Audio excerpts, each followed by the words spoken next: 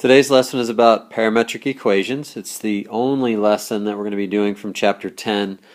Back in Algebra 2 Trig, you had conic sections. You studied those, and this particular lesson happens to be in the same chapter in the new book as the conic sections. So we will not redo the conic sections. I'm sorry to disappoint you. You're not going to be finding the asymptotes for the hyperbolas and things like that. The coordinates of the foci and all those wonderful things that you loved back in Algebra 2 Trig.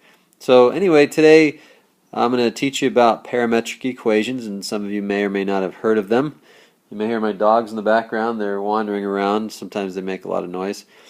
But anyway, as you can see, the objectives are we're going to graph the parametric equations both by hand and by the graphing calculator, and then we're just going to be converting parametric equations to, that's what the PE stands for, to rectangular equations and vice versa. So go ahead and pause the video if you want to write those objectives down, because I'm going to change the slide.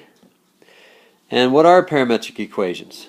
Well, this is kind of a, well, this is obviously the Wikipedia definition. Parametric equations are a method for defining a relation.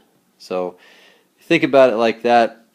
You've already been defining relations. In fact, we jumped from x and y, where y is a function of x. We went from that to polar, and then from polar to vectors, and basically we've been defining things that move, shapes of curves, and things like that. And so parametric equations are based on x and y defined in terms of a parameter, and I'm circling the keywords here, where x and y are defined in terms of a parameter. And normally we use t, and sometimes we use t for time, but t is typically the parameter. In fact, that's the only parameter that we're going to be using in this unit. So let's go ahead and take a look, and the goal is to help you understand what a set of parametric equations are. And so let's look at this first example, where, as you can see over here on the right, x and y are dependent upon t, the parameter t. So when y is a function of x, we have an independent variable, and that's the x, and y is dependent upon x, and we get curves. And so here with parametric, you can see that both x and y are independent of one another, but they are dependent upon a parameter t. So we're going to graph the curve defined, and we're going to show direction. The cool thing about parametric equations is that not only do we get a curve, but we also get a direction. So we can define movement as well as the shape of the particular graph. So you'll be able to see that down here. So we're going to just go ahead and pick values of t. I already picked the values of t from -2 to 2. And where x is equal to t, so no matter what t is equal to, we get x being the same thing. So every time x or t is -2, x is -2. Well, if t is -2 and y is t squared, then y is equal to -2 squared, which is 4.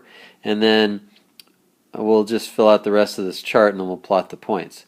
Okay, so when t is -1, we see x is -1. In fact, we can fill in all the x values because we know that x is equal to t in this example, and then y is equal to t squared. So we have -1 squared is 1, 0 squared, 1 squared, and 2 squared.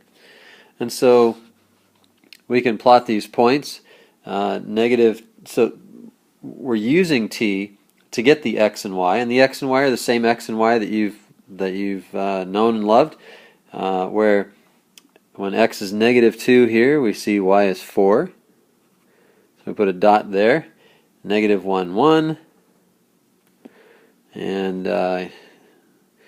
this is really hard with this software. -1, 1, 0, 0, 1, 1, and 2, 4. So if we only define our curve between -2 and 2, then we see at the beginning it starts here at -2.